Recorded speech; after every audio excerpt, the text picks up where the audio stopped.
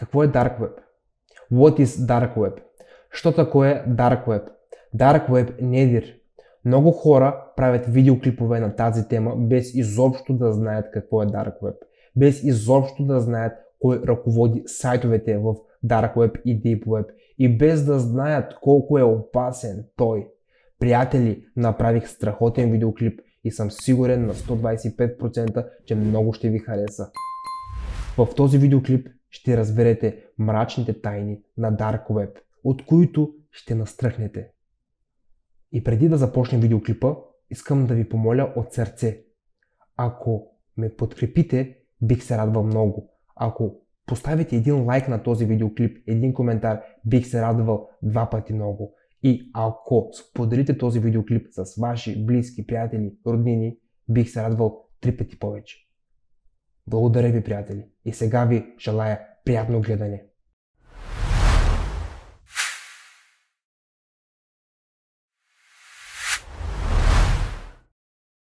Докато използваме нашите устройства, за нашите данни се борят хиляди хакери, измисляйки по-сложни вируси. Тези, които се борят с тях, измислят по-сложни защити. Това е като игра на котка с мишка, само че тази игра вече е за възрастни. Понякога съдбата на цели държави зависи от киберсигурността им. Най-отдолу се намират най-разпространените заплахи. Това са троянски вируси, фишинг мейли и повече от тях са насочени към интернет. Едно стъпало по-нагоре се намират целевите атаки, т.е. нацелени на конкретни хора или организации, а на самият връх новостта на нашият век – кибероръжие. И тук вече всеки хакер решава сам каква ниша да заеме, за да започне своята безкрайна война с специалистите по киберсигурност. И да, това е истинска война. Колкото по-усъвършенствана е една киберзащита, толкова по-усъвършенствани са и престъпниците. А тази надпревара продължава и всичко, което се е случило преди, е детска играчка с новите способи за атака. Но нека се потопим в този свят, невидим за нормалният потребител. Много от вас най-вероятно са достатъчно спокойни и всичко наоколо е станало толкова удобно, целият живот на хората се намира в един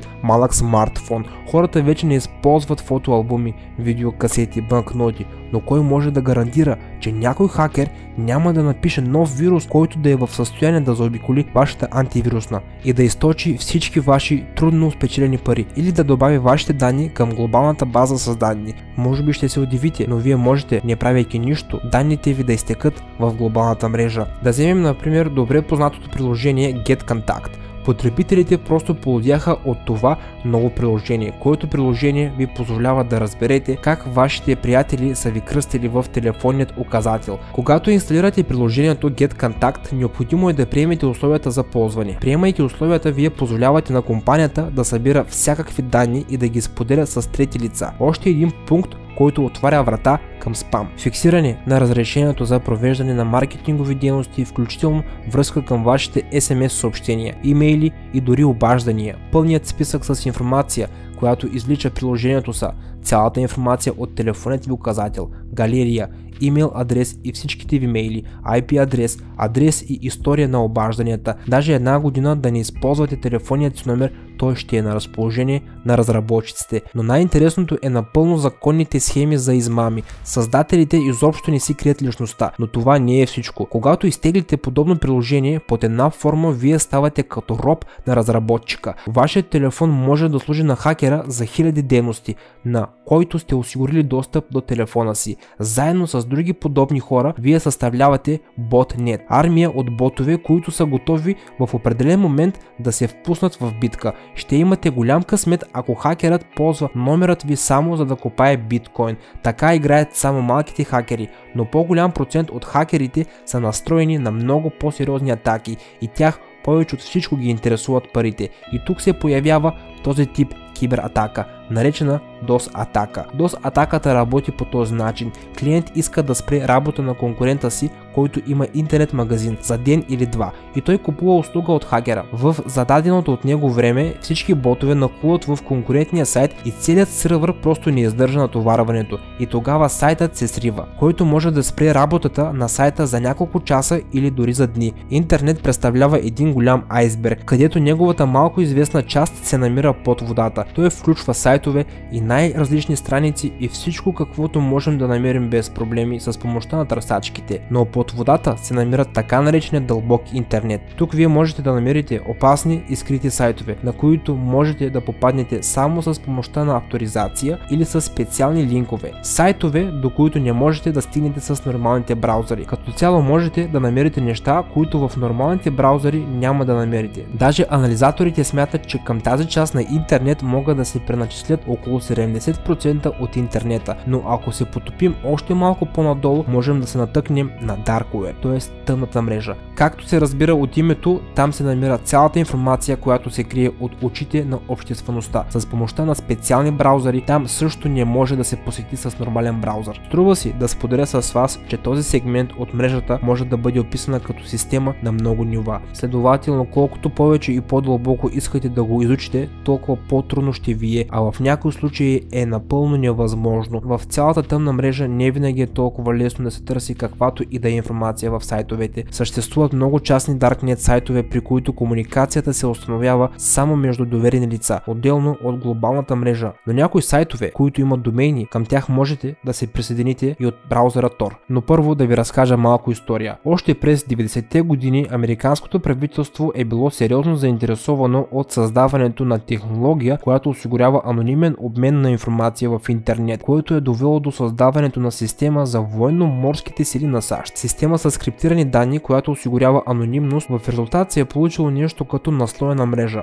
С други думи, мрежа върху друга мрежа и се формира тази система. По някакъв начин става достъпна и за обществеността. Смята се, че тя е създадена именно от американското правителство с цел самата мрежа да е анонимна и да е достъпна за всички, не само за американското правителство, защото тогава хората са можели да си взаимодействат с други потребители. В крайна сметка това доведе до формирането на програмата Tor. Сега всеки, който иска да е в анонимност, може да я изтегли и ползва. И сега, един факт, от който ще настръхнете. Тези, които ползват Tor, могат да бъдат въведени в базата данни на правителствените организации. Потребителите на тази програма са въведени в базата данни с тик Extremis. Подготвяйки се за нашето интервю, влязах в уебсайт на проекта Tor. Това означава ли, че името ми вече е в базата данни? Абсолютно вярно. Журналисти и учени, които пишат за това или провеждат съответните изследвания, са и обикновени хора, които се опитват да намерят каквато и да е информация за услугите за анонимизиране. Законите в този случай не работят срещу обикновеният потребител, а срещу създателите на Конгреса за заобикаляне на блокировките и провайдера. Браузърът Tor е забранен в Русия, защото не е възможно заобикаляне на блокировките, но за сърфинг с отговорност все още не е предоставена такава възможност. За проверка на вируси също, така че ако просто влезете в тъмната мрежа от чисто любопитство, за да видите какво представлява, или просто да попитате някакъв въпрос, няма да имате някакво наказание или глоба. Но в тъмната мрежа има много сайтове, които експлоатират дупки за уязвимост, и когато потребителите все още не знаят за тези дупки, лесно могат да станат жертва. Като позволявате да ви гледат от камерата на лаптопа ви, микрофонът ви постоянно да остава включен, с една дума правите вашият компютър част от голямата мрежа. Даже без ваше съгласие можете да сте съучастник на престъпление, които хакерите извършват в интернет с кражби на пароли и DOS атаки. Или компютърът ви става много бавен, защото някой копае биткоин с помощта на вашият лаптоп. В началото на историята на Dark Web много популярни журналисти и големи журнални фирми са използвали Dark Web. Въпреки това, както казва един от най-добрите разработчици, можете да бъдете гражданин, който се подчинява на законите в интернет, но това, което правите, е ваша собствена работа. Но е логично такава свобода на себе изразяване и анонимност да започне да привлича криминално проявени и извратени лица. Така че много хора ползват тъмната мрежа именно за това, да продават наркотици без проблем, оръжия или убийства. Дори не говоря за големият размер на неморално съдържание. През 2013 година, след нападението на ФБР на онлайн магазина за наркотици на име